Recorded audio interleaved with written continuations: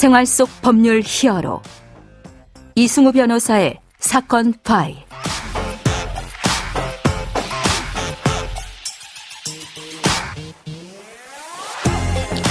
안녕하세요. 이승우입니다. 각종 사건 사고에서 여러분을 구해드리겠습니다. 오늘 열어볼 사건 파일 뉴스컷으로 먼저 만나보시죠.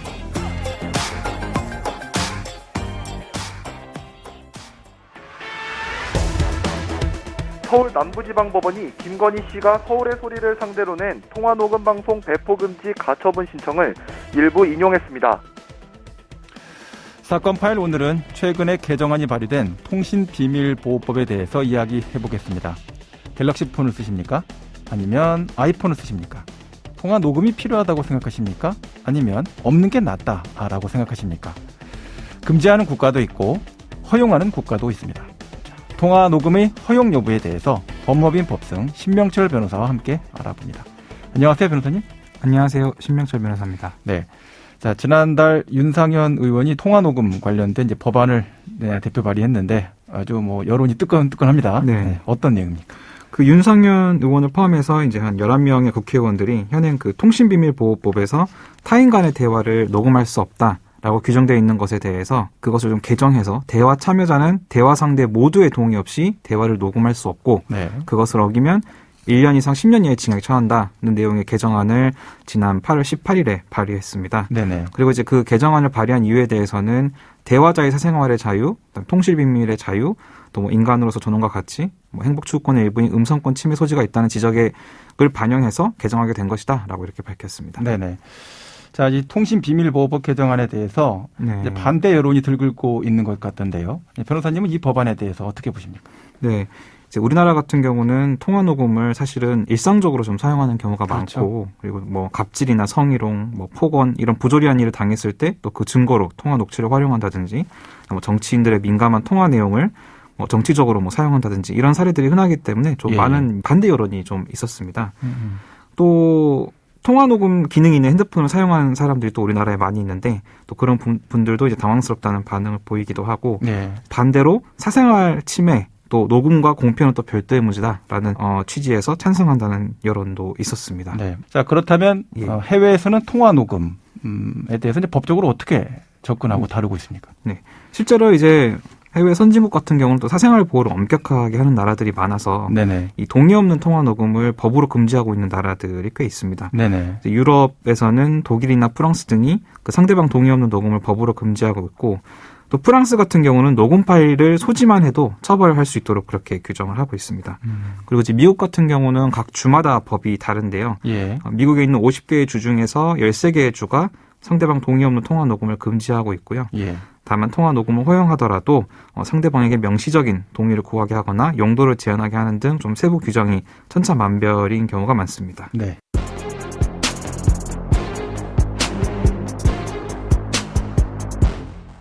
자, 개정안을 발의한 윤상현 의원은 현행 규정을 두고 이제 음성권 침해 소지가 있다라는 주장을 했습니다. 현재는 이제 1대1 통화 녹음 자체가 불법은 아닌 거죠?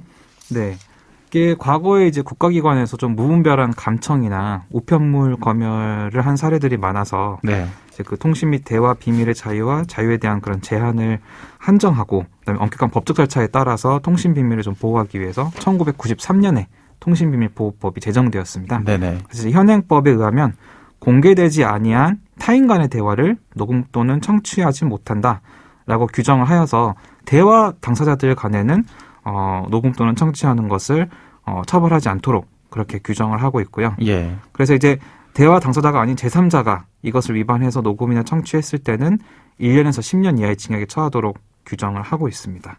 그리고 이제 여기서 당사자 일부의 동의를 받고 제3자가 녹음을 했더라도 다른 당사자가 동의를 하지 않았다라고 하면 또 이 규정으로 처벌받게 됩니다.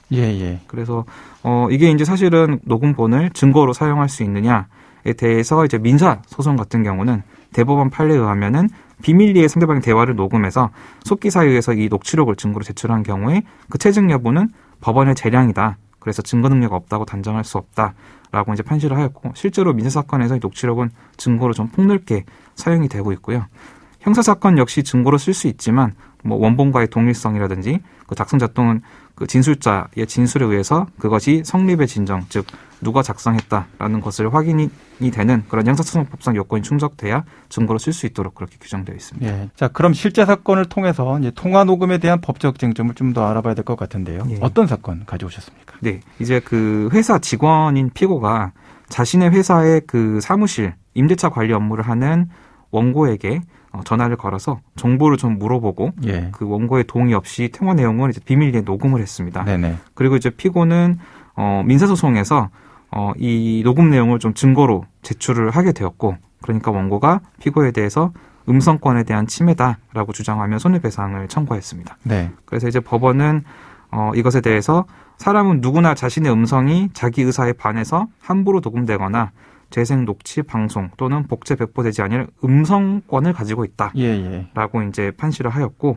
사생활의 비밀과 자유 그리고 피녹음자의 동의 없이 전화통화 상대방의 통화 녹음을 비밀리에 녹음하고 그것을 재생해서 녹취서를 작성하는 것은 특별한 사정이 없는 한 음성권과 사생활 비밀의 자유를 부당하게 침해하는 행위다라고 해서 이것은 민사상 불법 행위다라고 보고 이제 손해배상 판결을 내리게 되었습니다. 자, 대화 당사자 간의 통화를 이제 비밀로 녹취한 이런 사건인데, 네. 법원은 어떻게 판단을 했습니까? 원고의 동의 없이 그 원고의 사생활 중에서 비밀 영역에 속하는 이 전화 통화를 비밀리에 녹음하고 그거를 이제 재생해서 증거로 활용한 것인데, 이 원고 같은 경우에는 피고 회사의 사무실 임대차 관리 업무를 하는 그런 회사에 속해 있었는데 예. 그 회사를 그만뒀고요.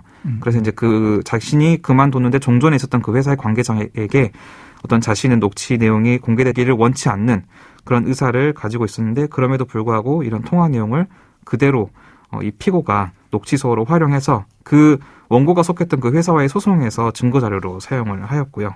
그럼으로써 원고로 하여금 어떤 불쾌감이나 정신적 고통을 끼친 것이다. 그래서 원고의 음성권이나 사생활 비밀과 자유를 부당하게 침해했다. 그리고 이것이 어떤 민사소송의 증거를 수집할 목적으로 녹음했다고 하더라도 이런 비밀 녹음 행위가 정당화될 수가 없다. 그리고 녹취서와 별개로 다른 어떤 적법한 증거 활용 방법을 강구했었어야 된다. 그렇지 않고 활용한 것은 어떤 음성권과 사생활 비밀과 자유를 부당하게 침해한 것이다. 라고 해서 이제 손해배상으로 300만 원을 판결을 했습니다. 네. 그러면 오늘 사건에 담긴 법적 포인트를 한 줄로 정리하고 다시 돌아오도록 하겠습니다.